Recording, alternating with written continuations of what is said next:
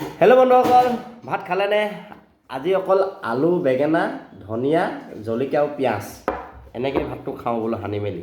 দাইলো নাখাওঁ, দাইল চাইল একো নাখাওঁ আজি, এনেকৈ খাওঁ আৰু ভাল লাগে নাই খাই নহয় জানো? আপোনালোকে খাই নাই? মই আকৌ বহুত ভাল পাওঁ। সৰু বেঙেনা, বগা বেঙেনা।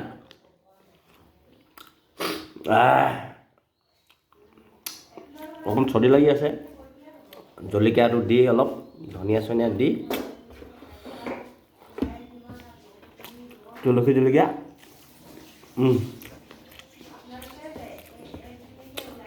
এক বাটি পিটিকি লৈছোঁ, অৱশ্যেই পিটিকা এনেকৈ মাৰি আছোঁ সানি সানি। এনেকৈ কেতিয়াবা খাই চাওঁচোন, আলু, বেঙেনা, ধনিয়া, পিঁয়াজ, অসমীয়া পিঁয়াজ দি লৈছোঁ, একদম নাকত জনজনাই গৈছে।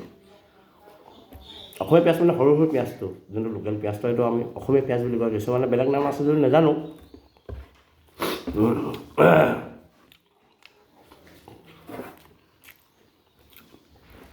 তাকে আজিলৈ এনেকৈ আৰু বিশেষ নাই, দাইল চাইল নাই, আলু পিটিকা, ধনিয়া, বেঙেনা, পিঁয়াজ। Bye bye.